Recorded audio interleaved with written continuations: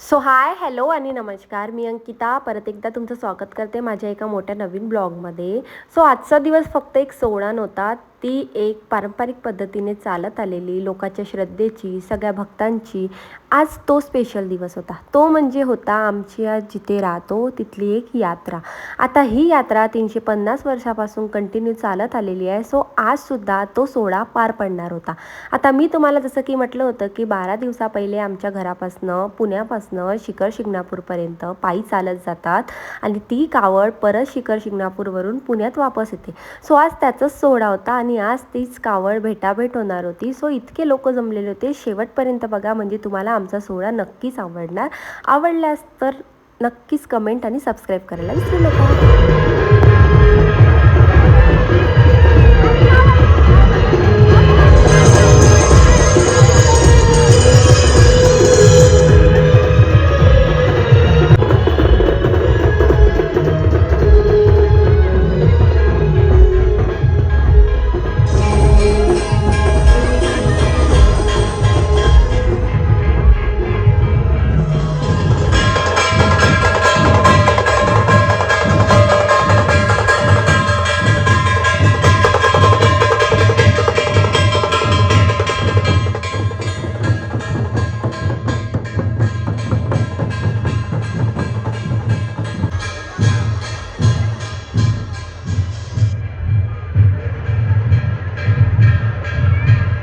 या 12 दिवसाच्या यात्रेमध्ये ना आमचे सासरेसुद्धा चालत गेलेले होते. त्यांचे सगळ्यांनी पाय पडले आणि बाबांचा ना खरं जितकं कौतुक करावं ना तितकं कमी आहे.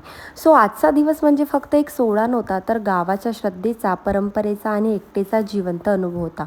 ढोल ताशा, त्याचा नाद आणि प्रत्येकाच्या चेहऱ्यावर तो दिसत होता, स्पर्श करत होता. लहानपासून मोठा प्रत्येकजण या सहभागी होता. कारण फक्त उत्सव नव्हता, तर आपल्या संस्कृतीचा अनुभव आहे याच्यानी सर्वजण खूप जास्ती आनंद घेत होते. सो आता मंदिरात गेल्यानंतर तिथे कावड छान मंदिरात आतमध्ये घेऊन गेले, कारण 12 दिवसानंतर मंदिरात आलेले होते. त्यांना छान अशा प्रकारे मंदिरात घेऊन गेले आणि सगळ्यांनी मिळून तिथे इतकी छान आरती केली ना, वातावरण इतकं छान प्रसन्न झालेलं होतं ना, म्हणजे पूर्ण ब्लॉग बघा म्हणजे तुम्हाला समजेलच.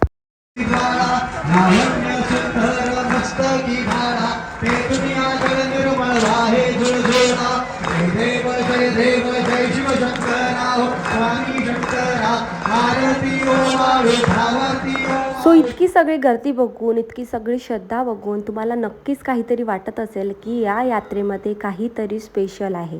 ते तुम्हाला माझ्या रात्रीच्या व्हिडिओमध्ये कळणार आहे. सो पूर्ण व्हिडिओ बघायला आणि चॅनलला नवीन असाल तर सबस्क्राईब करायला विसरू नका. सो अशा प्रकारे आम्ही दुपारची पूर्ण यात्रेचा अनुभव घेतला आणि संध्याकाळी मस्त जेवण वगैरे करून रात्री 11 वाजता स्पेशल मुमेंट होणार होता, जे की होता कावडची भेटाभेट. जे कावड असते, जे महादेव असते, ते 12 दिवसानंतर आपल्या बहिणींना भेटतात. 3 बहिणीची भेटाभेट असते, तीच बघण्यासाठी एवढी गर्दी होते. आणि ही गर्दी बघून तुम्हाला नक्कीच काहीतरी वाटत असेल की खरंच काहीतरी आहे आणि नक्कीच खरंच खूप काही स्पेशल आहे, कारण याच्यावर लोकांनी विश्वास ठेवला आहे, म्हणून या सगळ्या गोष्टी घडतात आहे, ते पण 350 वर्षापासून. सो अशा छान ढोल ताशा फटाके वाजून आमच्या धायरेश्वरांची कावड लोकांमध्ये आणली जाते आणि इतक्या लोकांमध्येच त्या बहीण भावाला भेटवलं जाते.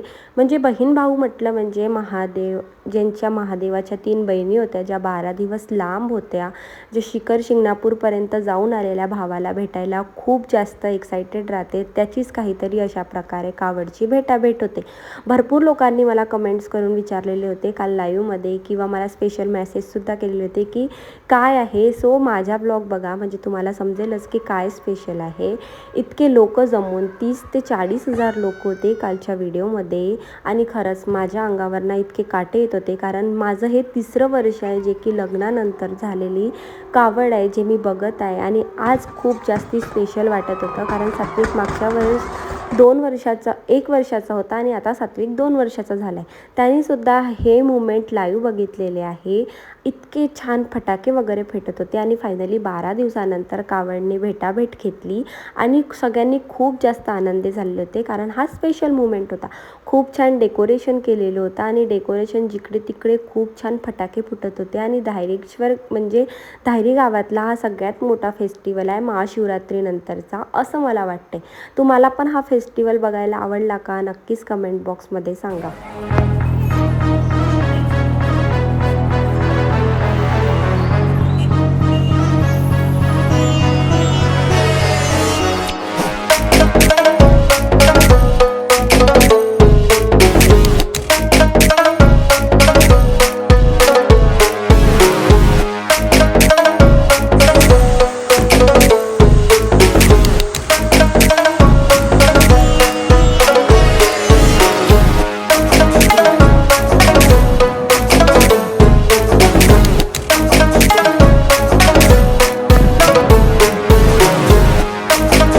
सो अशा प्रकारे सात्विक आणि मी खूप जास्ती हा मुमेंट एन्जॉय केला. रात्रीचे 12 वाजलेले होते आम्हाला घरी जायला आणि पुढचा 351वा वर्ष पण आम्ही खूप जास्ती छान सेलिब्रेट करणार आहे.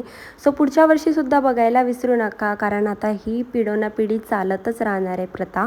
सो रात्री घरी जायला आम्हाला 1 वाजलेला होता, तरीसुद्धा धायरेश्वरच्या मंदिरापासचे जे मंदिर होते आणि जे शॉप होते ते ओपन होते. सो असा होता दिवस.